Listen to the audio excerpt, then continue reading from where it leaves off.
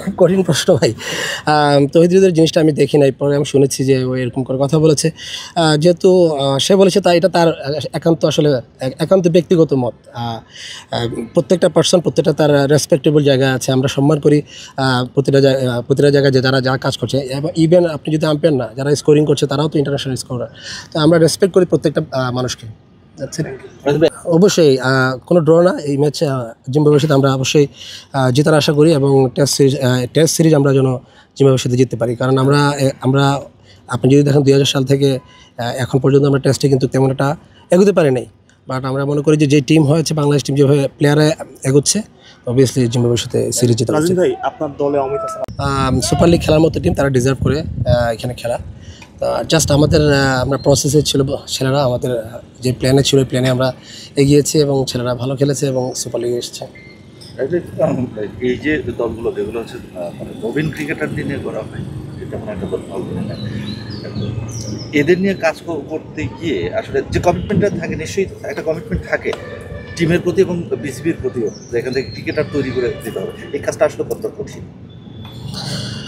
এটা আসলে অনেক কঠিন, কারণ সিলেকশন কমিটিতে তো আসলে আমরা থাকি না, সিলেক্টাররা সিলেক্ট করে দেয় এবং ওই প্লেয়ারদেরকে নিয়ে কাজ করতে হয়। অবশ্যই লিমিটেড নবীন প্লেয়ারই আমরা পাই। যতটুকু পাই এদেরকে নিয়ে আমরা যতটুকু সর্বোচ্চ আমাদের চেষ্টা থাকে, এক্সপিরিয়েন্স আমাদের যতটুকু আছে এটা আমরা তাদেরকে দেওয়ার চেষ্টা করি, এবং তারা ওটা মানে এক্সিকিউট করে মাঠে।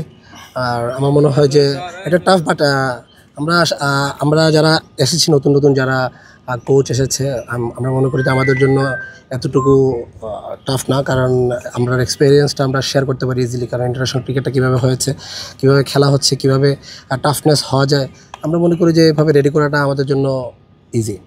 ইন্টারন্যাশনাল প্লেয়ারের কথা যখন বললেন যে আপনারা প্রডিউস করে থাকেন, তাহলে বলি যে আপনাদের যখন চ্যাম্পিয়ন্স লিগ হলো, তার আগে বিপিএল হলো 20 ওভার্স, আর সেখানে খেলে আমরা হচ্ছে 50 ওভার্স খেলতে গেলাম। আবার সামনে একটা টেস্ট সিরিজ, তার আগে আমরা হচ্ছে সাদা বলের ক্রিকেট খেলছি। কতটা চ্যালেঞ্জিং হবে বাংলাদেশের ছেলেদের? দেখেন T20 আর আপনি যদি ওয়ান ডে ধরেন তাহলে ডিফারেন্ট, বাট ওয়ান ডে আর যদি টেস্ট ধরেন ইটস লাইক এ সিমিলার, কারণ এটা 50-50-100 ওভারের খেলা। আপনি বেশিরভাগ দেখবেন আপনার ফার্স্ট ক্লাস ক্রিকেটে অনেক হয় যে 50 ওভারের মধ্যে আউট হয়ে যায়, 40 ওভারের মধ্যে আউট হয়ে যায়। বাট আমি মনে করি যেটা এটা এত হ্যাম্পার করবেন, এটা ভালো একটা প্র্যাকটিস হচ্ছে ওয়ান ডে, কারণ সামনে টেস্ট খেলা আছে। তো আমি মনে করি না যে ভালো খারাপ প্রতিক্রিয়া হবে, ভালো প্রতিক্রিয়া হবে, কারণ প্লেয়াররা এখানে ভালো ফর্মে আছে, এবং এই উইকেটে আমাদের উইকেটে তাদের সাথে টেস্ট খেলা। আপনার দলে হচ্ছে গিয়ে ন্যাশনাল টিমের আপ টু দ্য মার্কের একজন প্লেয়ার আছে, আলাদা রেসপন্সিবিলিটি কাজ করে কিনা তাদের নিয়ে যখন কাজ করে? সত্যি কথা কি, আমি তো খেলেছি এদের সাথেও, তাদের সাথে খেলেছি, এবং আমি মনে করি আমি অ্যাজ এ টিমমেট হিসেবে তাদের সাথে কাজ করি, আর তারা আমাকে অ্যাজ এ গার্ডিয়ান হিসেবে মনে করে।